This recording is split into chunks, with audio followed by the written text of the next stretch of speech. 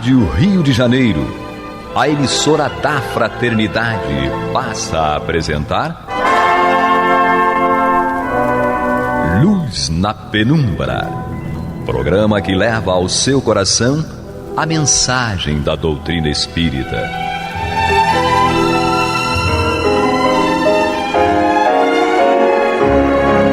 E com vocês, Henrique Parente, para o estudo de obras póstumas.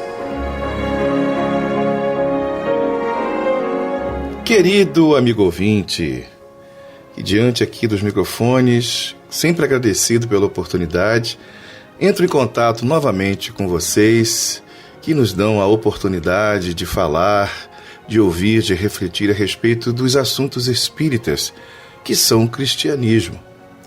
Kardec trouxe para nós, esse viés de entendimento, onde na atualidade, a partir dali do século XIX, daquele momento, onde a necessidade das comprovações científicas, uma filosofia que se desenvolvia num nível bastante elevado, mas que migrava para o campo da materialidade, assim também como a ciência, que está voltada quase que exclusivamente para as questões de ordem material, e tudo aquilo que era referente aos assuntos espirituais, eles eram deixados de lado, pelo menos para esses grupos que têm uma importância cultural muito grande, muito significativa.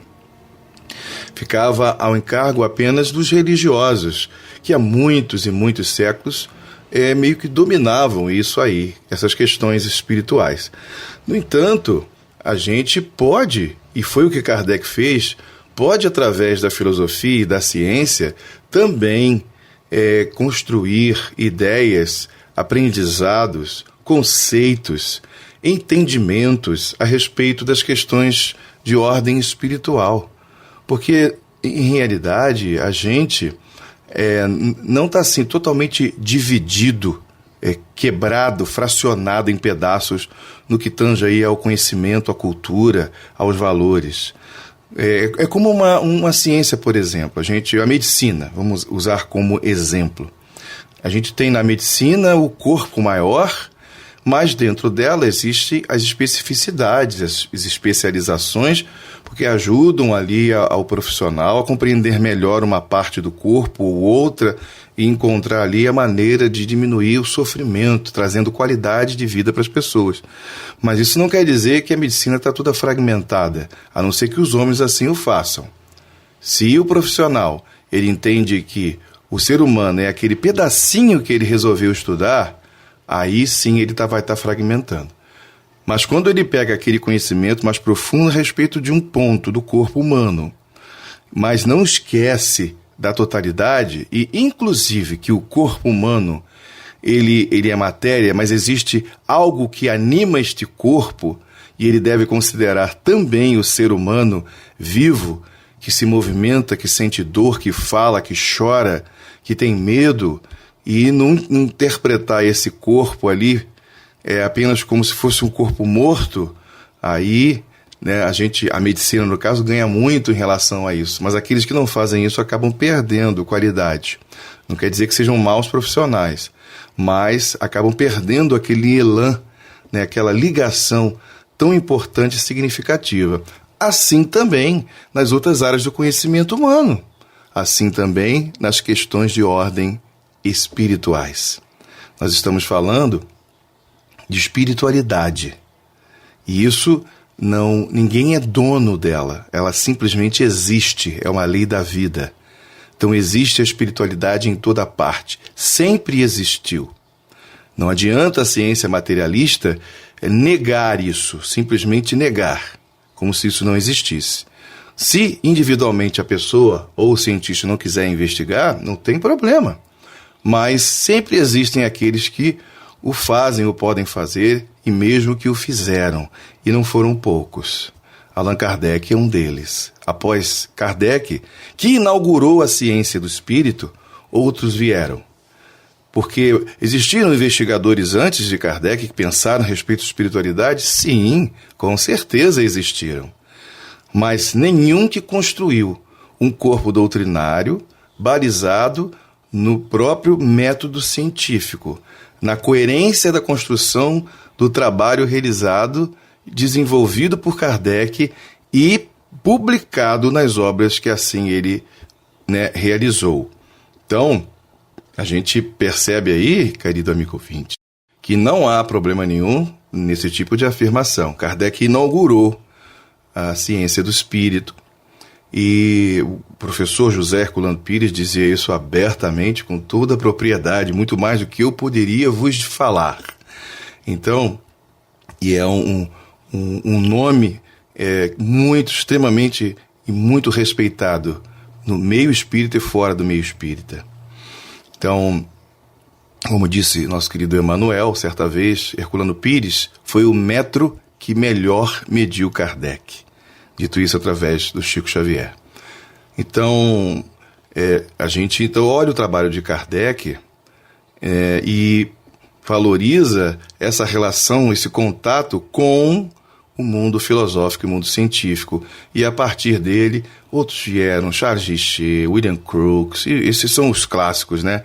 O Albert de Rochard e outros tantos que me falham aqui a memória, que a gente tivemos contato. O próprio Heine, criador da parapsicologia, também. Tudo nasceu desses trabalhos, da possibilidade de poder investigar aquilo que antes não era possível. Ficava apenas a título de uma crença. E a crença, ela pode ser verdade ou pode não ser verdade. Então, quando a gente caminha no campo cultural, é importante a gente saber onde está pisando. Então, por isso que a gente está aqui, no programa Luz na Penumbra.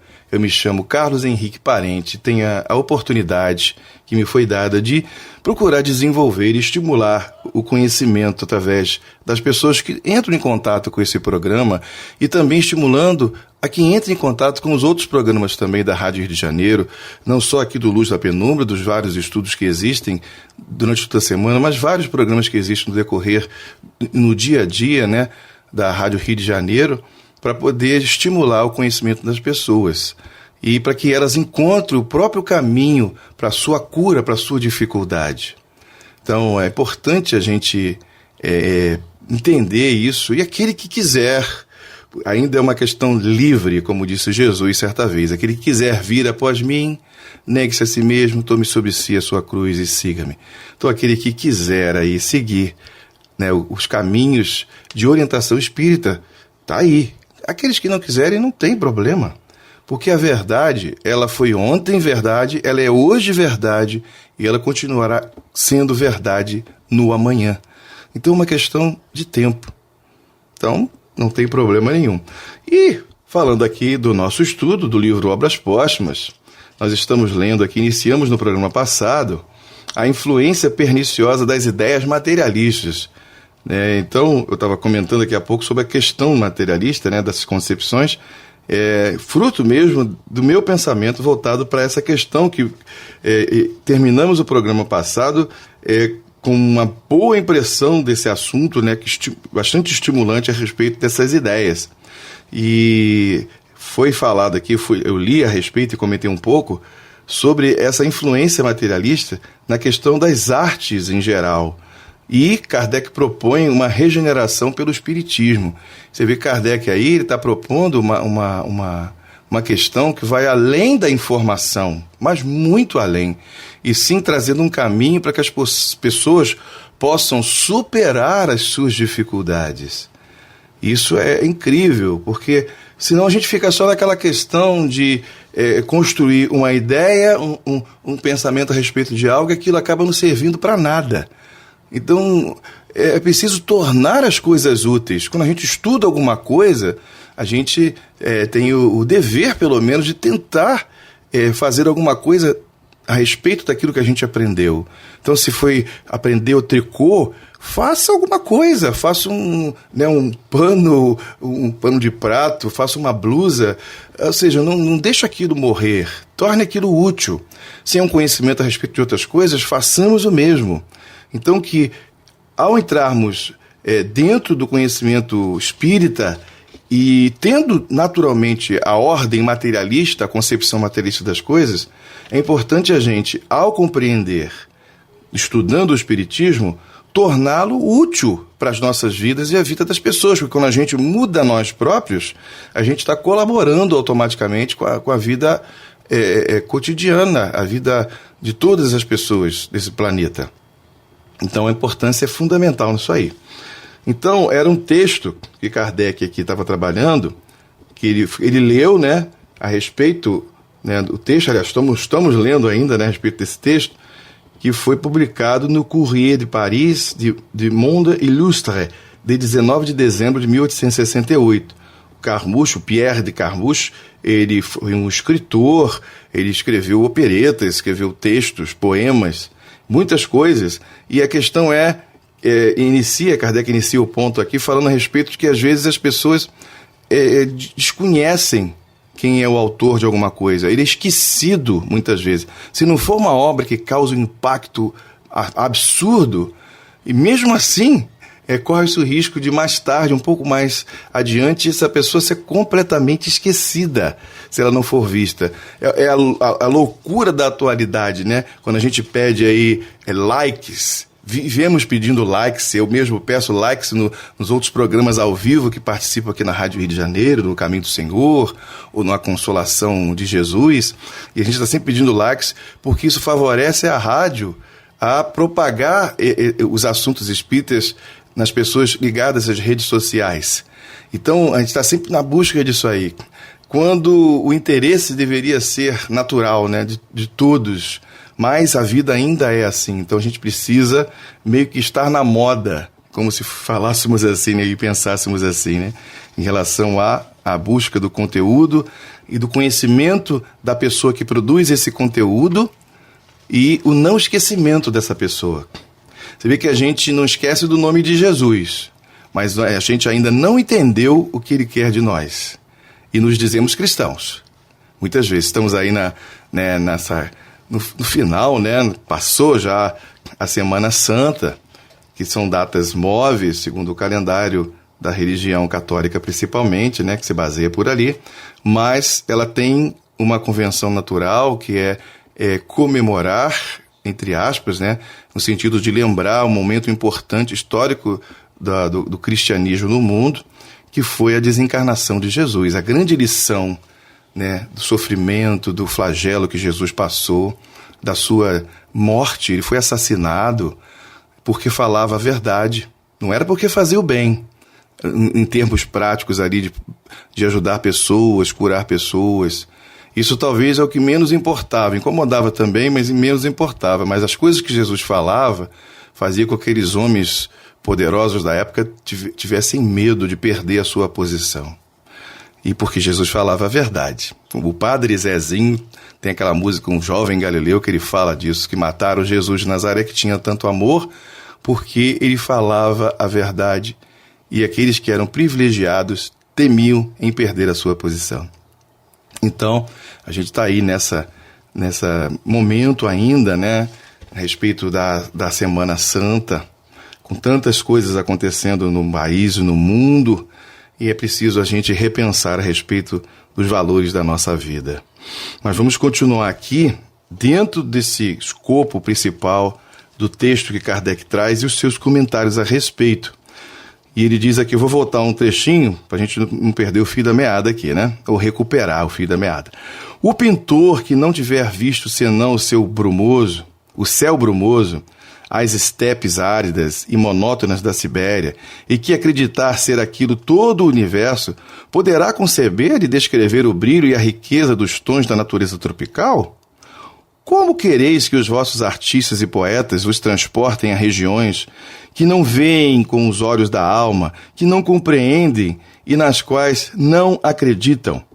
O espírito não pode identificar-se senão com o que sabe e crê que é verdade, e esta verdade, ainda que moral, torna-se para ele realidade que exprime tanto melhor quanto a sente. E então, se a inteligência da coisa ajunta a flexibilidade do talento, comunica as impressões à alma dos outros. Que impressões, porém, pode transmitir quem não as tem? E aqui Kardec, ele trabalhando a ideia, né, do esquecimento e a importância também daquele que produz o conteúdo, ele ter exatamente o que produzir, partindo da própria experiência. Ele está ali no século XIX comentando isso tudo. E hoje, o que de experiência no meio artístico e tudo mais a gente está passando para os outros? Que conteúdo é esse em que a gente, né, constrói a partir da nossa experiência e passa para as outras pessoas? O artista em si, ele é preciso extrair dele a essência, é preciso extrair dele o espírito da coisa e não simplesmente retratar, reproduzir as coisas ligadas à materialidade. O que está acontecendo muitas vezes, muitas pessoas até comentam a respeito disso aí, na atualidade, e não tem nada a ver com competência, com capacidade, inteligência, porque todas essas pessoas que produzem esses conteúdos são muito inteligentes. Mas a gente vive uma época na atualidade em que a gente está confuso, parece que estamos perdendo o fio da meada, parece que é uma repetição de coisas extremamente mundanas, no sentido de que é o comum das coisas, né? Que é o dia a dia, que é o trivial. Às vezes, no campo da poesia, pelo menos, há um distanciamento acontecendo, onde a poesia ela se torna exatamente a repetição do que está sendo vivenciado pelas pessoas. E isso, assim, aproxima as pessoas de uma realidade do momento, porque a realidade ela é móvel, ela se modifica, e afasta um pouco a pessoa de uma concepção vinculada a uma fantasia. A gente viveu na humanidade um período que foi chamado, por exemplo, de amor romântico, né? Onde o fim das histórias sempre é lindo e maravilhoso. Mas na realidade, na vida prática, as pessoas não viviam necessariamente esse quadro de plenitude. Vide o próprio Jesus, como comentamos ainda há pouco, e aí, por conta da Semana Santa, né, Jesus foi morto, ele foi assassinado, ele foi preso, e pelos motivos que eles inventaram. Aquilo era o que a gente chama hoje de fake news, por mentiras. E as pessoas ainda continuam acreditando em mentiras, sem verificar se aquilo que está sendo dito é verdadeiro. Muitos de nós cometem esse grande erro. Então, por isso que Jesus foi assassinado. Não foi pelas coisas boas que ele fez às pessoas, mas pelas mentiras e pelo medo, como disse há pouco, daqueles que tinham a posição e não queriam perder. Então é importante a gente ver isso, verificar isso. Então, na atualidade, a gente tem sim uma percepção de que a coisa é estranha, a maneira que a poesia, o caminho que a poesia tomou, como se ela tivesse perdido aquele elan do passado, mas talvez não seja tão assim. É apenas um momento histórico significativo em que a gente descobre a importância da liberdade e produz aquilo que tem no momento. Mas o poeta, ele nunca vai perder essa veia, nesse elan que existe dentro dele. E é importante a gente salientar e lembrar que aquilo que acontece, Deus sabe. E Deus é aquele, como ensinou Jesus, que tira do mal o bem. Então eu estou perdendo assim, eu não sei se a palavra seria adequada, seria essa, perder, né? Lendo pouco conteúdo, mas por conta da profundidade que esse assunto remete a gente a pensar, a construir um valor de reflexão. Mas vamos ir um pouquinho além aqui, entrando, né, no texto de hoje. Para o materialista, a realidade é a terra, o seu corpo todo, pois que fora dele nada existe. E o pensamento extingue-se com a desorganização da matéria, como o fogo com o combustível. Não pode traduzir pela linguagem da arte senão aquilo que vê e sente. Ora, se não vê e não sente, senão a matéria tangível, nada mais pode transmitir. Tá vendo? Mas vamos continuar aqui, se deixar eu falo muito, né? Onde só vê o vácuo, impossível lhe é colher alguma coisa. Se se aventura por este mundo que lhe é desconhecido, vai como um cego. E por mais esforços que empregue para elevar-se ao idealismo, não pode desprender-se da terra, como a ave de asas cortadas. A decadência das artes no século atual é o resultado natural da concentração das ideias sobre as coisas materiais. E esta concentração, por sua vez, é o resultado da ausência de toda a fé e de toda a crença na espiritualidade do ser. O século colhe só o que semeou, e quem semeia pedras não pode colher frutos. Olha aí, o Kardec falando disso no século XIX, da qualidade daquilo que estava sendo produzido, e dirá na atualidade. Mas dentro disso tudo, como eu disse ainda há pouco, fazendo uma pequena ressalva, existe a essência e a beleza de tudo. É apenas o momento histórico que a gente está vivendo. E aqui, Kardec nos dá o caminho para a gente entender por que isso está acontecendo. É a ausência de espiritualidade. O reino de Mamon está vencendo. Esse vencendo é entre aspas, é só um tempo. É o tempo da liberdade humana. O tempo da busca dos interesses. E os interesses, em primeiro lugar, eles vêm de materialidade, interesses de materialidade. Mas após passar esse período e a gente perceber que está faltando um sentido, lembrando aqui um grande psiquiatra chamado Viktor Frankl, né? A sua psicologia na busca de sentido, aí a gente vai perceber, também como escrevem outros pesquisadores da área da psicologia e de outras áreas que mergulharam nesse campo da psicologia profunda, e lembrando aqui especificamente o Abraham Maslow, ele diz que falta no ser humano os valores B, ou meta-necessidade, ou seja, a necessidade das coisas espirituais. A busca da espiritualidade. A gente não está falando aqui necessariamente de religião. Religião, cada um tem a sua. Aquele grupo, aquele caminho de orientação para a espiritualidade, tudo bem. Ou que caminha tentando buscar a espiritualidade. Mas a essência de tudo é a própria espiritualidade. Jesus nos ensinou que o ser humano é espírito.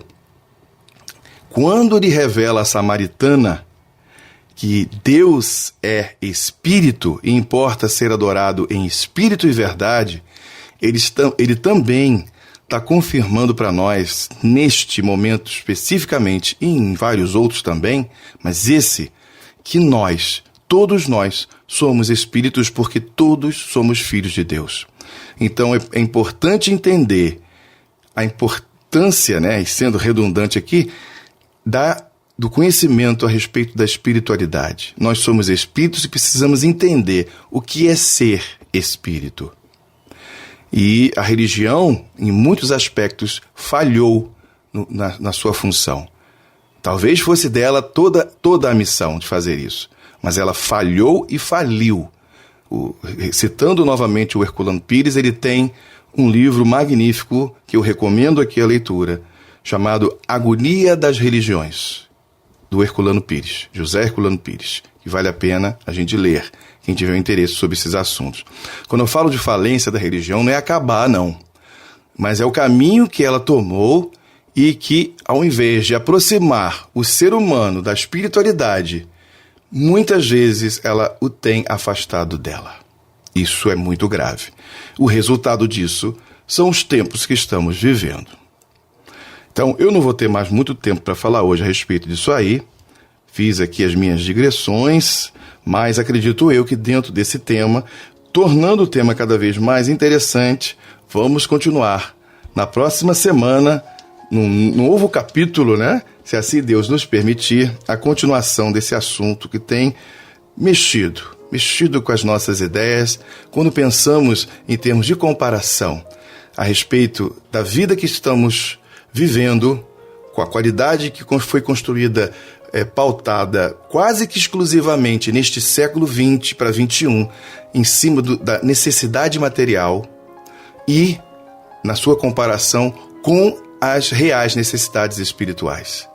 É quando a gente entende que nós somos espírito e precisamos trazer essa espiritualidade para a materialidade. E aí se estabeleceu o equilíbrio. Viver na matéria, mas sem ser da matéria. Eu vou ficando por aqui e agradeço a todos, a oportunidade. E que possamos estar juntos novamente no próximo programa e darmos continuidade a esse estudo. Muita paz a todos. Você está ouvindo o programa Luz na Penumbra.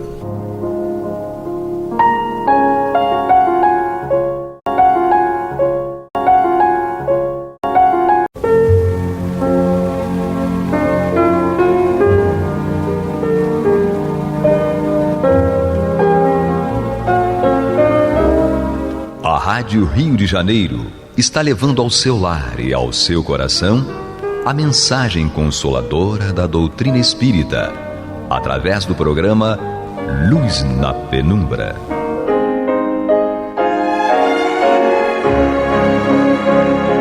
E com vocês, Antônio de Pádua Barbosa, para comentar o Evangelho segundo o Espiritismo da obra codificada por Allan Kardec. Olá, minhas amigas, meus amigos, muito boa noite.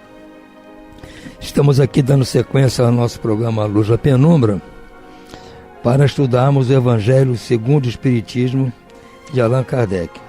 E hoje nós vamos dar continuidade àquele bate-papo que demos início no programa anterior com a nossa irmã querida Luz Marina, presidente da Assistência Cristã Espírita Paulo de Tarso, que está aqui nos abrilhantando com seus comentários sobre o Evangelho segundo o Espiritismo.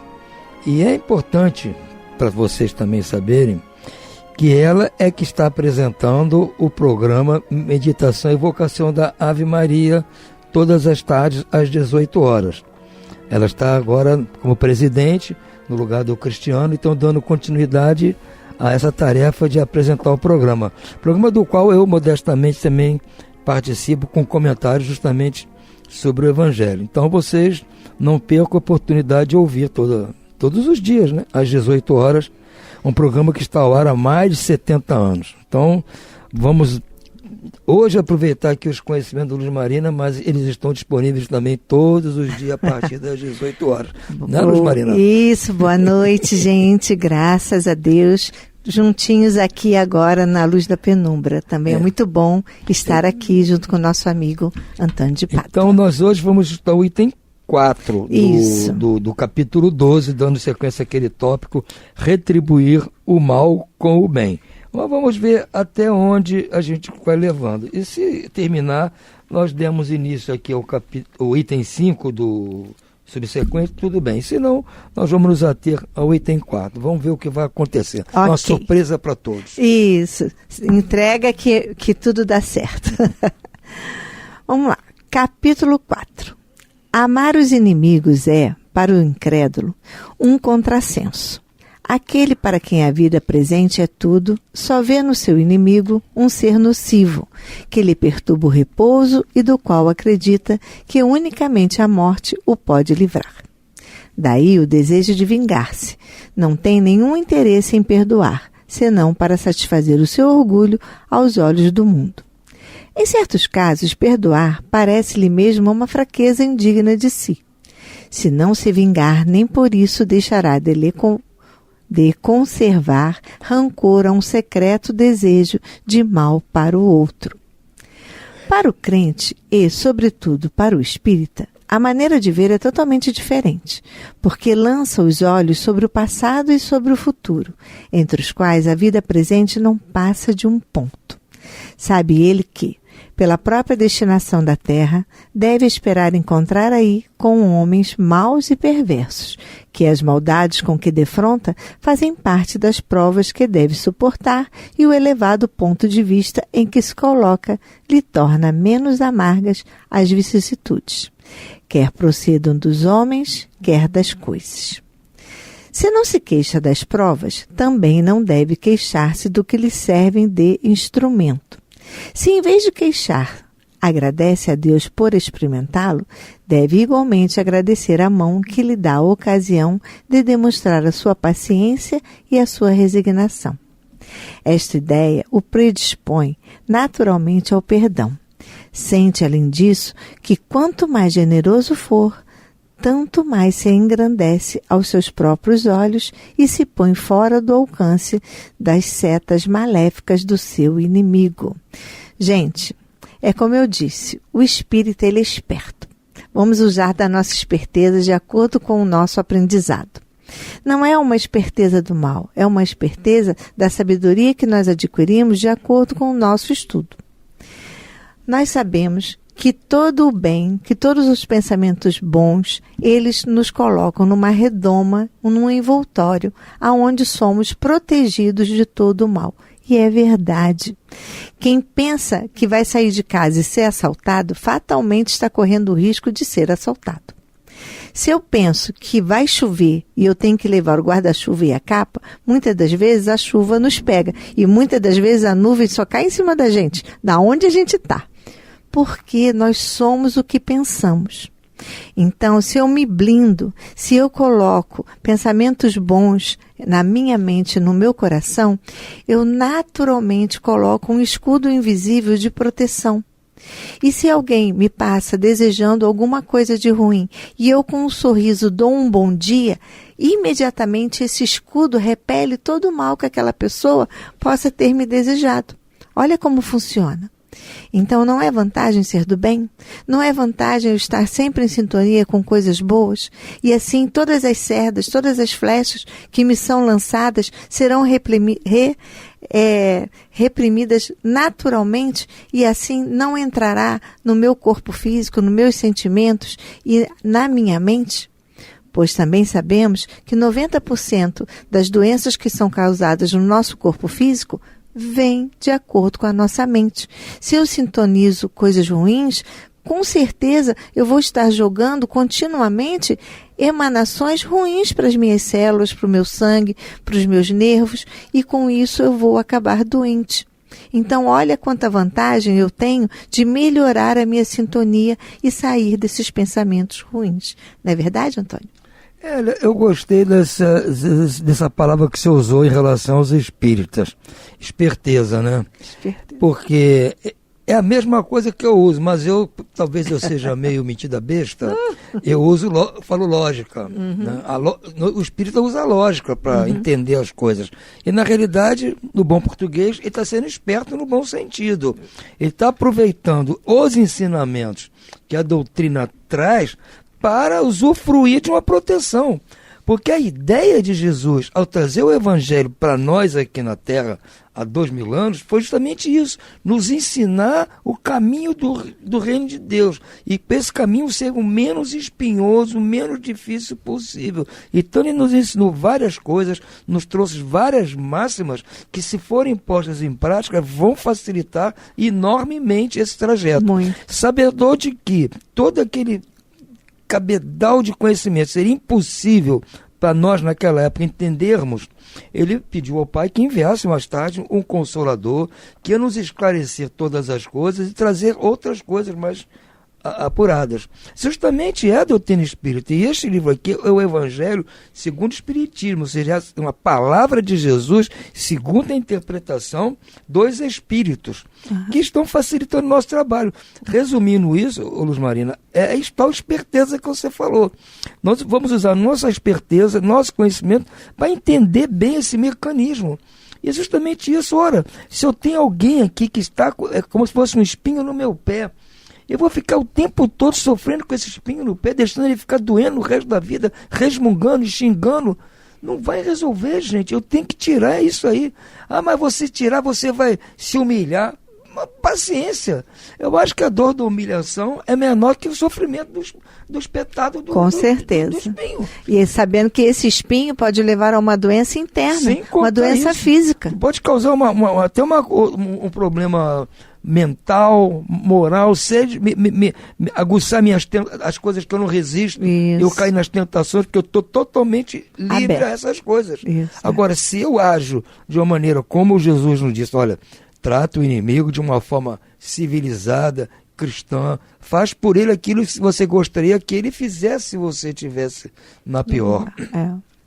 Se você está numa empresa, é um gerente, alguém que tem uma certa autoridade, e vem pedir um emprego na empresa que você está, alguém que no passado, quando trabalhou junto com você, não sabe onde, lhe tratou mal, fez calúnia, de repente até você perdeu o emprego por causa disso, é um inimigo seu, entre aspas, você não pode agir do mesmo modo. Sim. Você tem que fazer o possível para que ele consiga aquela vaga lá com você. Agora, você tem a obrigação moral de informar ao chefe de tudo, olha, eu estou trazendo fulano, que ele pode ser útil para nós na capacidade dele, mas nós temos que ficar alertas, porque ele já fez alguma coisa desta forma, então nós não vamos negar ele a vaga, mas vamos ficar vigiando até para ele não se atrapalhar. Sim. Porque se deixá-lo solto é capaz dele Isso. se sentir muita vontade de errar. Nós vamos agir como se fossem tutores dele, Isso. ajudá-lo a se manter aqui, porque ele tem família, Isso. depende de uma série depende desse emprego. Então você está fazendo o quê?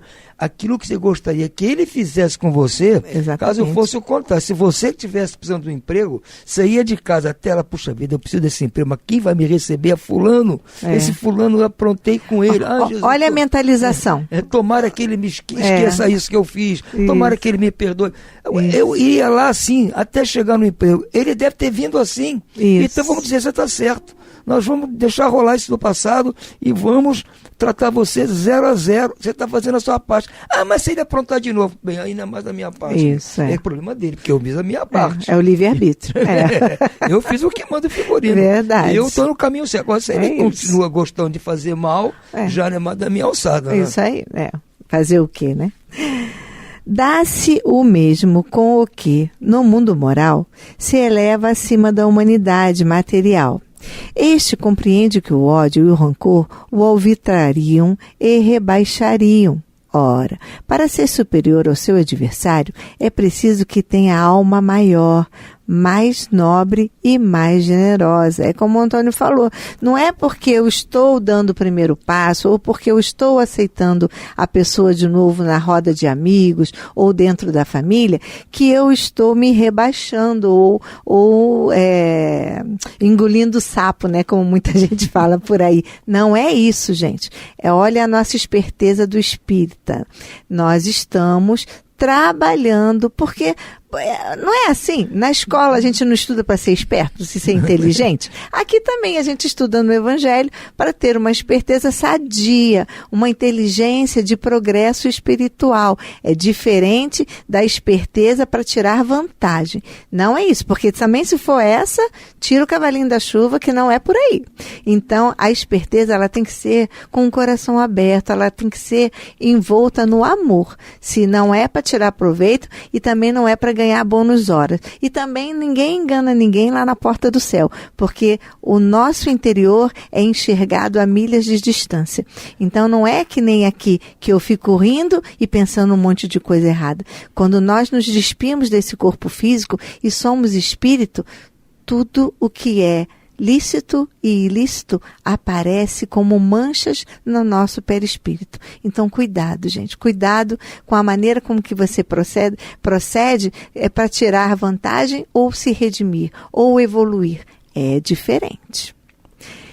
Então, vamos entrar nos inimigos desencarnados? Não, podemos ver, porque nós temos tempo.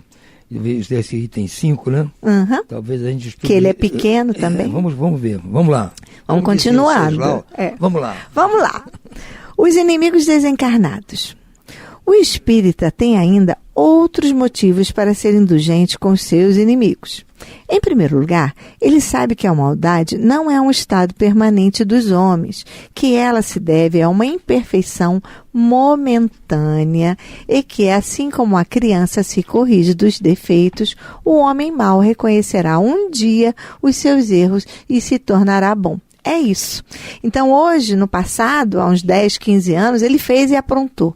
Mas a vida ensina, gente. E com o tempo, ele aprendeu que não valia pena ser daquele jeito. E quando nós o reencontramos, a gente vê, nossa, como fulano mudou, né?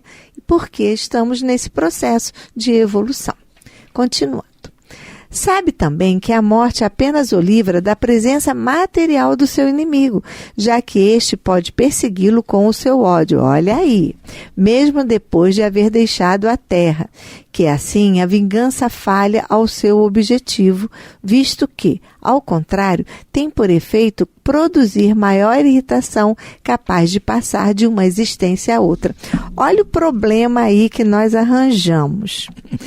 Porque o sentimento é a única coisa que nós levamos após a morte. Nós não vamos levar os bens materiais, como dizem, né? Caixão não tem gaveta. Mas nós vamos levar todos os sentimentos bons e ruins que cultivamos aqui na Terra. Então, nossos ódios, nossos afetos, nossas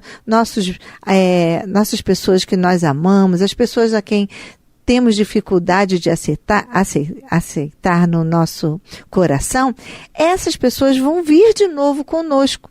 Ah, não, peraí, mas eu cuidei do meu marido, eu suportei lá, eu fiz tudo direito, ele desencarnou, eu fiz a minha missão e eu vou voltar com ele. Vai se não foi por amor. Então, quando você desencarnar e você prestar conta, que a gente presta conta, viu? De tudo que a gente fez aqui na Terra, e Deus, lá o nosso anjo, o nosso mentor espiritual, você vai falar, tá vendo? Eu convivi com fulano, eu suportei, eu fiz a minha parte. Aí o nosso benfeitor olha assim pra gente, né? Aí olha assim, olha, você vai voltar com ele de novo. Mas como? Mas eu fiz... Porque você não amou. Olha a importância do amor. Não é fazer por fazer. Não é fazer esperando bônus horas. Não é fazer por obrigação de você ser a esposa e ter que cuidar. É amor. Mas como que eu vou amar aquela pessoa? Você vai amar aceitando a pessoa do jeito que ela é. E não esperando que a pessoa seja o que você quer que ela seja. A gente tem que aceitar as pessoas com a sua parte boa e com a sua parte ruim. Porque nós não somos também somente bondade. Nós também temos o nosso dia azedo, né? Nós temos aquele dia que a gente acorda torto. E a gente não quer que a pessoa, o nosso companheiro, entenda isso? Então, por que a gente não está fazendo isso? Por que a gente quer que todo mundo aceite os meus erros? Mas eu não aceito os erros dos outros. Eu sou perfeita? Não sou. Então, olha aí a grande pulo do gato do espírita, quando ele estuda, quando ele exercita e pratica o bem. Primeiro começando em nós. E depois repartindo com o outro. Não é isso, Antônio? Exatamente, como diz Jesus, tem que amar o próximo a mim mesmo. E o amor que eu tenho que ter por mim é querer o meu bem. E o meu bem consiste em eu deixar de fazer as coisas ruins, fazer as coisas boas, para eu ser feliz. Então tem que ser eu primeiro admitir as coisas erradas que eu tenho, que eu faço, que eu digo, que eu penso. São as coisas erradas também. Não vou esperar que minha mulher, os meus filhos, quem seja, meus sogros, cunhado, que vão notar que os meus erros e fiquem só eles. Não, eu tenho que ser o primeiro a saber o que está errado e tentar modificar, porque eu quero o meu bem, gente. Eu quero ser feliz, quero viver numa boa. Eu quero viver sem ter que ficar olhando para um lado, para o outro, para onde eu vou. Eu quero andar tranquilo. Então, para andar tranquilo, eu tenho que deixar de fazer as coisas erradas. Então, se eu faço isso para mim, eu tenho que fazer pelos outros também. Eu querer o bem do outro, amar o outro. É o kit básico que eu tenho que dar para todo mundo. Verdade. Entendeu? Eu tenho que fazer isso para todos. Agora, para aqueles meus mais chegados, eu posso fazer algo mais. Não é proibido que eu dê presente para minha mulher, para meus filhos, para minha irmã. Não, para eles eu dou algo mais. Agora, para os que são indiferentes ou supostos inimigos, eu dou bom cumprimento, bom tratamento, atento naquilo que for necessário, isso. Como eu gostaria de que fizessem comigo, da mesma forma. Essa é a ideia, por isso que você falou. Temos que ser espertos, espertos no bom sentido. Usar todos esses ensinamentos para ser feliz, gente. É isso. Nós temos que ser felizes. Nós não vamos nos sentir humilhados porque resolvemos aceitar aquela pessoa que não gosta de nós. Mas Jesus que disse, aquele que se orgulhar será rebaixado. Agora, aquele que se humilhar será exaltado. Exatamente. Então, essa humilhação, suposta humilhação, não é uma humilhação, Aqui. gente. É inteligência, né? Inteligência, é isso aí. Ai, ai. Bem, até me perdi aqui. Vamos lá. Sabe também, acho que aqui, né? Sabe também que a morte apenas o livra da presença material do seu inimigo. Já li aqui. Então, vamos lá ver aqui. Tirei o dedinho de onde eu estava.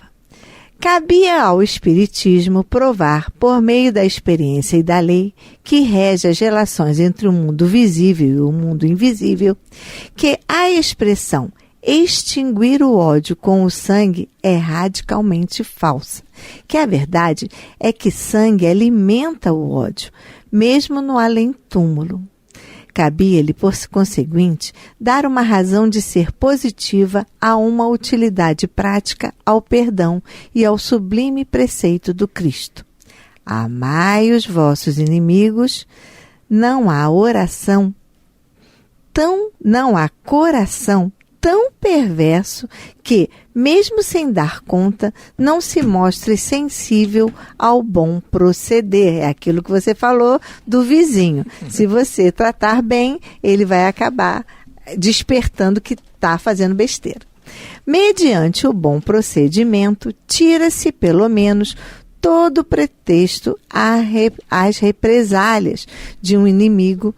Pode-se fazer um amigo antes e depois de sua morte. Com o mal proceder, o homem irrita o seu inimigo, que então serve de instrumento à justiça de Deus para punir aquele que não perdoou. Então, nós levamos esse desafeto em consequências infinitas, séculos às vezes passamos nesse tormento dessa moral, por a gente não sucumbir a gente não deixar o nosso orgulho, a nossa vaidade de lado. Quantas vezes, às vezes, na mesa de desobsessão, a gente encontra aquele espírito que fica ali vagando no etéreo séculos, milênios, porque ele não consegue perdoar, ele não consegue sucumbir e fica ali perdendo tempo, né?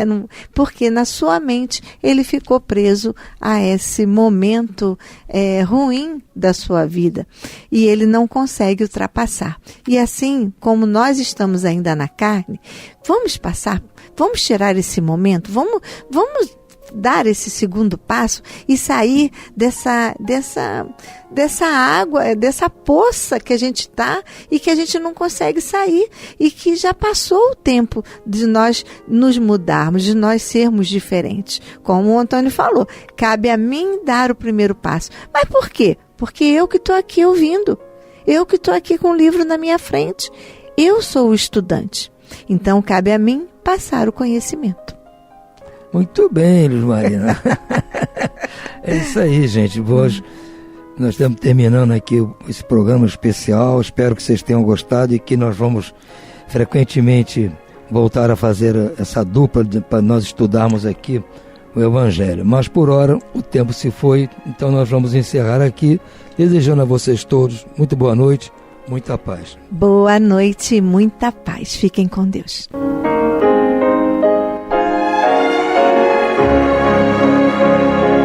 E vamos ouvir agora a prece de encerramento de nosso programa, na voz de Geraldo de Aquino. Jesus, dá-nos coragem para a luta, piedade para os insultos e misericórdia para as injustiças e ingratidões. Limpa nossa alma de inveja e ambições mesquinhas, de ódio e de vingança o nosso caminho. E que dentro em pouco, ao recolher-nos de novo ao calor do nosso leito, para que o sono nos dê a paz e o esquecimento das tristezas humanas, possamos sentir, Senhor, no mais íntimo de nosso ser, a doçura indefinível do teu amor e a grandeza incomparável da tua divina presença. Que assim seja.